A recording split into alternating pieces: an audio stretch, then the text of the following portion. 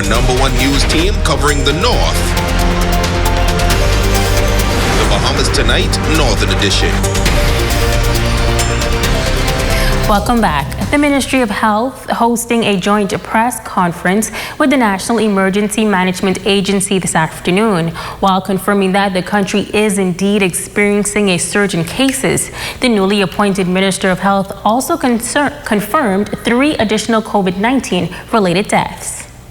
See the growth. The Minister of Health, the Honorable Renwood Wells, confirming that there are 574 confirmed COVID-19 cases in the country and 91 individuals listed as recovered. He says that after thorough investigations, 3 additional deaths have been confirmed, bringing the total to 14 since the first confirmed case 139 days ago. There are 467 active cases of COVID-19. Including 19 in hospital, 6 in Grand Bahama, and 13 in Doctors Hospital West. Our dashboard total positive COVID-19 cases include 232 in New Providence, 286 in Grand Bahama, 21 cases in Bimini, 18 cases in Abaco. 9 of those cases are in Moores Island, 9 in Great Guanakee, and 1 in Sandy Point. There are 6 cases in the Berry Islands, 4 in Cat Key, 3 in Cat Island, and 3 in Exuma. The statistics confirm that the Bahamas is in a surge. Now, Minister Wells added that based on relevant information, Grand Bahama is responsible for the second surge in cases. Based on information available to us, the initial confirmed case of the second wave of COVID-19 is connected to individuals from Grand Bahama who traveled from the United States.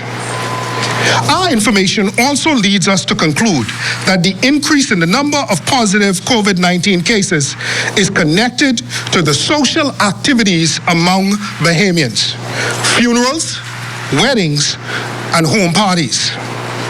For example, individuals from Grand Bahama, New Providence, and Bimini all attended a particular funeral, and within a single incubation period, there were increased number of cases on those 3 islands.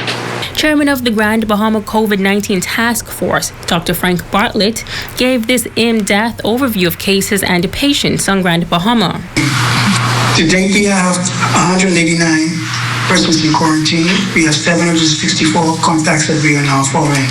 Of the 764 contacts, 160 of them are travel-related.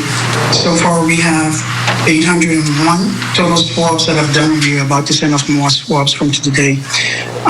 And presently, we have some 6 persons in the isolation center here in Grand Bahama. We have 2 that can possibly potentially be discharged today. We also have 6 persons who are in the hospital who are under investigation at this point in time. The hospitalized patients are all stable. The ones who are staying for any extended period of time, the main reason for them staying extended periods of time is because of issues with oxygenation, meaning they have low saturations or they continue to have shortness of breath. At this time, you only have 1 person on a breathing machine.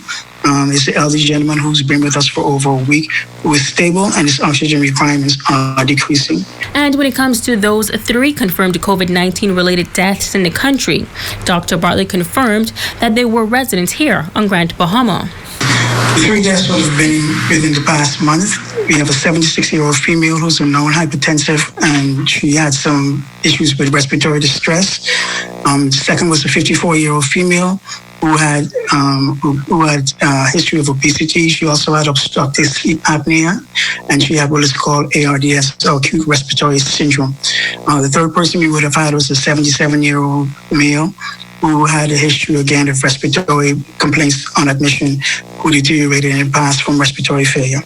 Now, residents were admonished to continue to follow safety protocols as much as possible as the country battles to contain the spread of this deadly virus. Stay with us, there's more right after this break.